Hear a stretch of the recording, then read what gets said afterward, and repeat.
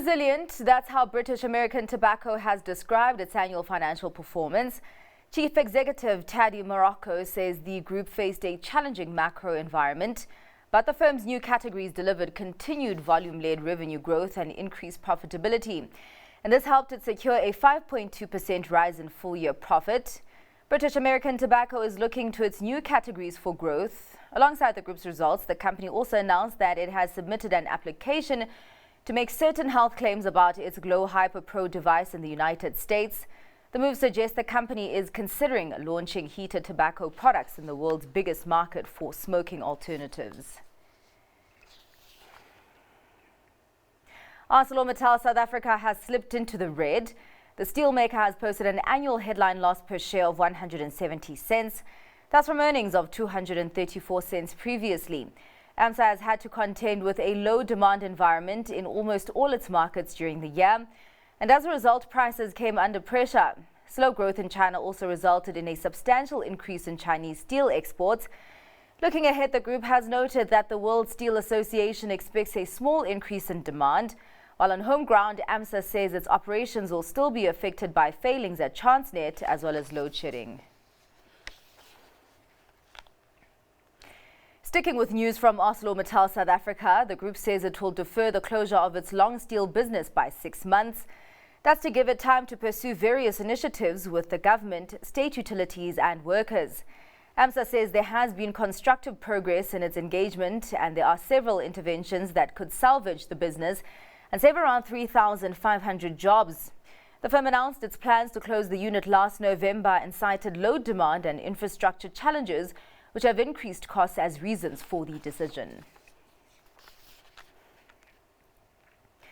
Anglo American has posted a 2% rise in overall output for 2023. The diversified miner says this was driven by a notable 24% jump in copper volumes from Quellaveco, a strong performance at Minas Rio and consistent growth in the steel-making coal division. For 2024, Anglo has maintained its production guidance. Taking a closer look at companies within the Anglo stable, Kumba Iron Ore has delivered a 27% slide in fourth quarter production and a 5% reduction in full-year output. That's as it's had to deal with high mine stockpiles and a constrained rail performance by Transnet. Kumba also informed the market that it expects to report a rise in full-year headline earnings per share of between 18 and 31%. And Anglo American Platinum says total PGM production was 6% lower during the fourth quarter. That's as continued poor ground conditions and infrastructure challenges at Amandelbult took their toll.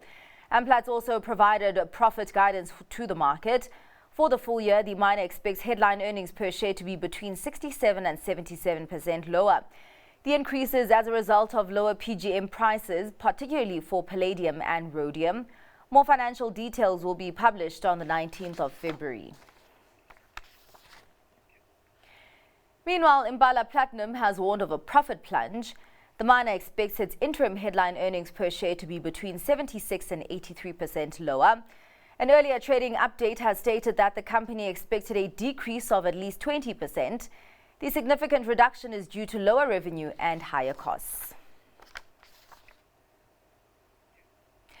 Curro is readying its report card and a sneak peek shows it's likely to deliver a profit bump. The private schools group has forecast an increase in annual headline earnings per share of as much as 23.8%. The firm has also stated that its student numbers have increased. Registered learners amounted to over 73,000 at the beginning of February. That's a 1.9% rise on enrollments from November last year. Curro will open its books on the 5th of March. MultiChoice has reached an agreement with Nigerian tax authorities. Africa's biggest pay TV company will pay $37.3 million to the Federal Inland Revenue Service. MultiChoice Nigeria's accounts were frozen in 2022. That's after the firm was slapped with a $1.2 billion tax claim and a $342 million claim for value-added taxes. MultiChoice says the settlement amount will be offset against the security deposit and good faith payments made to date. Business confidence has edged up. The Chamber of Commerce and Industry's morale indicator rose to 112.3 in January, marking a slight uptick from the previous month. Saki says this potentially indicates a sustained elevation in business confidence, but it has cautioned that the economic landscape presents several challenges for both the economy and the business community. Over in Germany, industrial production fell for a 7th straight month in December, reflecting further weakness in the key manufacturing sector of Europe's largest economy. Here's our reporter Darling Lachela with further insight on the print. While Zinati, German industrial production is in its longest ever downturn, the ongoing decline is now worse than seen during the 2008 financial crisis, clearly showing just how bad things are. Let's cross over to Berlin, where DW correspondent Chiponda Chimbelu is standing by with more of the detail. Thanks for joining us today. Now, output slumped 1.6% in December. On the surface, it doesn't seem that bad, but we have been seeing a downward trend in that sector. Chiponda, just take us through that print. Thanks for having me. The latest figures show that Germany's industry, construction and energy sectors produced 1.6% less in December than they did in November. Now, this is the 4th decline in a row and the steepest one since March 2023. The decline was also much bigger than was forecast by analysts. The most significant declines were in energy-intensive industry and energy production. Energy is the Achilles heel of the German economy. Since Russia invaded Ukraine, Europe's industrial powerhouse has been struggling to find alternatives to cheap energy from Russia. Now, the decline in energy production is also hurting the country's industry. While the government announced an energy plan on Monday, it will take some time for any new power plants to be connected to the grid. And some experts have already been critical of the government plan. They say the 10 megawatts of additional energy that will be added in the coming years won't be enough, especially if the country plans to switch off its last coal power plant by 2030.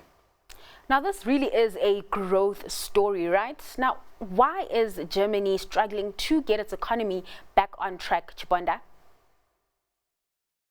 Well, some experts are saying that Germany is facing a poly crisis. So it's not just the energy crisis, it's also demographics and the high interest rate environment hurting businesses, especially the construction industry. Now, that is a sector that the country is especially in need of right now.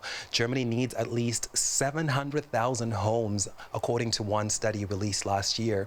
Rents are rising, and so are food prices. Germany's economic slowdown has coincided with a cost of living crisis.